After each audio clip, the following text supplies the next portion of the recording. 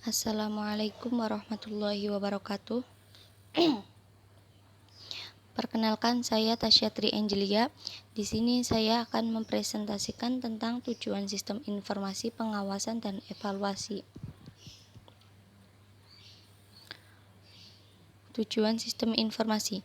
Tujuan dari sistem informasi adalah agar pengelolaan data dan informasi sebuah organisasi dapat menyeluruh, terintegrasi, terpadu, dan menghasilkan informasi cepat dan akurat.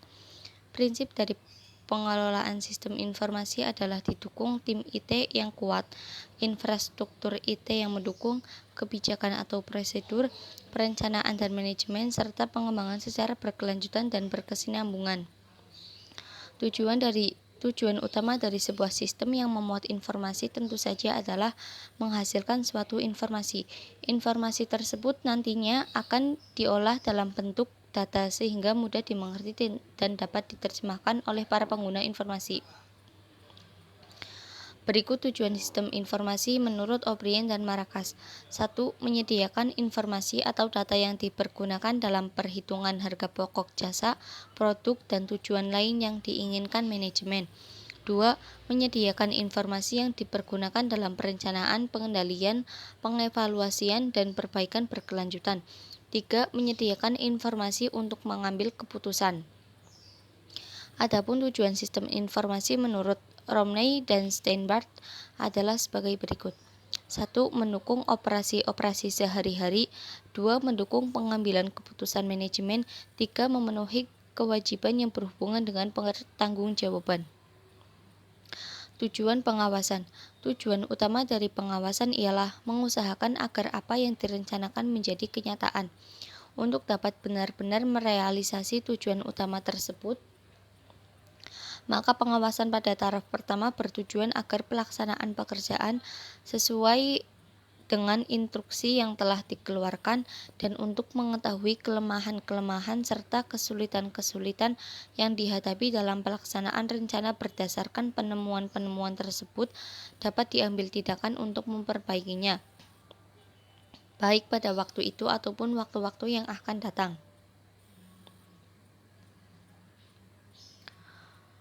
Tujuan dari pengawasan adalah sebagai berikut. 1. Memberi jaminan ketetapan pelaksanaan tugas sesuai dengan rencana tersebut, kebijakan dan pemerintah. 2. Menjalankan koordinasi aktivitas. 3. Mencegah pemborosan dan penyelewengan. 4. Menjamin terwujud kepuasan masyarakat atas barang dan jasa yang dihasilkan. 5. Membina kepercayaan masyarakat kepada kepemimpinan organisasi pemerintah. Tujuan evaluasi. Secara umum, tujuan evaluasi adalah adanya peningkatan kualitas program, memberikan penilaian, memberikan kepuasan pada kinerja, dan menganalisis setiap hasil yang telah direncanakan.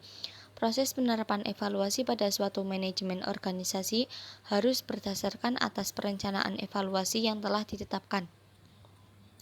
Evaluasi dilakukan sebagai tolak ukur dan penilaian terhadap segala hasil yang telah diraih, baik kemajuan maupun problematika yang dihadapi.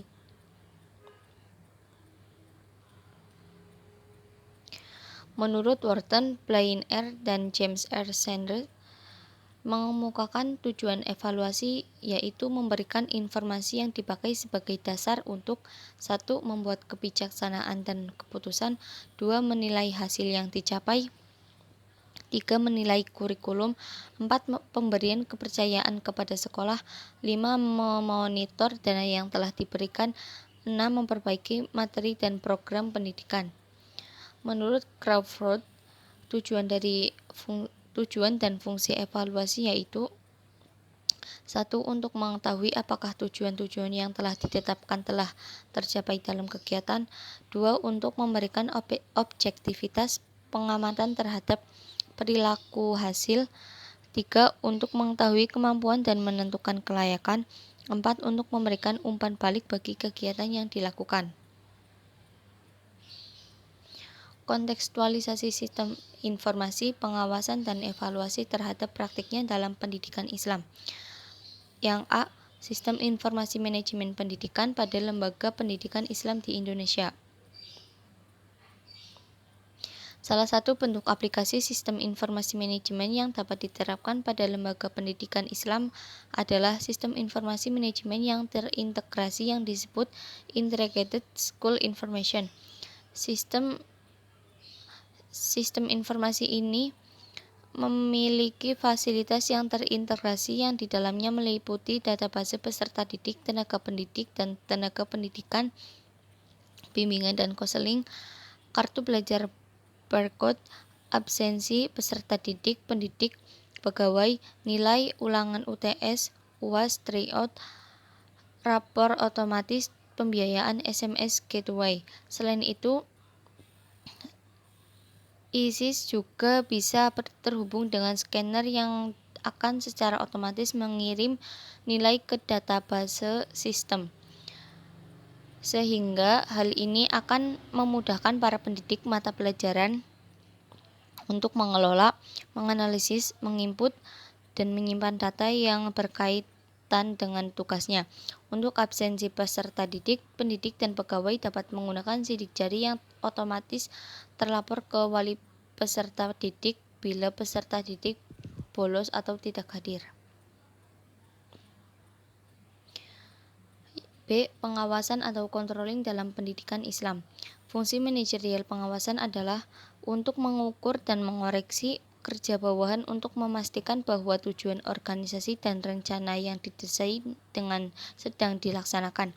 Dalam konteks ini, implementasi syariah diwujudkan melalui 3 pilar pengawasan, yaitu 1. Ketakwaan individu, bahwa seluruh personel perusahaan dipastikan dan dibina agar menjadi manusia yang bertakwa. Yang kedua, kontrol anggota. Dalam suasana organisasi yang mencerminkan sebuah tim, maka proses keberlangsungan organisasi selalu akan mendapatkan pengawasan dari personelnya sesuai dengan arah yang telah ditetapkan. 3. Penerapan atau supremasi aturan.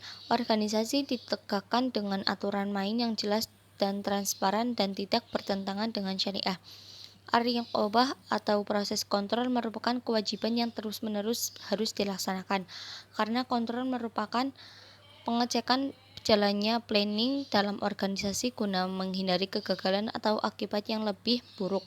Mengenai faktor ini, Al-Quran memberikan konsepsi yang tegas agar hal yang bersifat merugikan tidak terjadi. Yang C. Evaluasi dalam pendidikan Islam. Evaluasi pendidikan Islam adalah suatu kegiatan untuk menentukan taraf kemajuan suatu aktivitas di dalam pendidikan Islam. Program evaluasi ini diterapkan dalam rangka mengetahui tingkat keberhasilan seorang pendidik dalam menyampaikan materi pelajaran, menemukan kelemahan-kelemahan yang dilakukan baik berkaitan dengan materi, metode, fasilitas, dan sebagainya. Sasaran-sasaran evaluasi pendidikan Islam secara garis besarnya melihat 4 kemampuan peserta didik, yaitu 1. Sikap dan pengalaman terhadap hubungan pribadinya dengan Tuhannya. 2. Sikap dan pengalaman terhadap arti hubungan dirinya dengan masyarakat. 3. Sikap dan pengalaman terhadap arti hubungan kehidupannya dengan alam sekitarnya. 4. Sikap dan pandangannya terhadap diri sendiri dan selaku hamba Allah Subhanahu wa Ta'ala, anggota masyarakat, serta selaku khalifahnya di muka bumi. Allah Subhanahu wa Ta'ala dalam mengevaluasi hamba-hambanya tidak memandang formalitas, tetapi memandang substansi di balik tindakan hamba-hambanya. Kualitas perilaku lebih dipentingkan daripada kualitasnya dalam proses evaluasi. Sekian presentasi yang dapat saya sampaikan, kurang lebihnya mohon maaf. Terima kasih. Wassalamualaikum warahmatullahi wabarakatuh.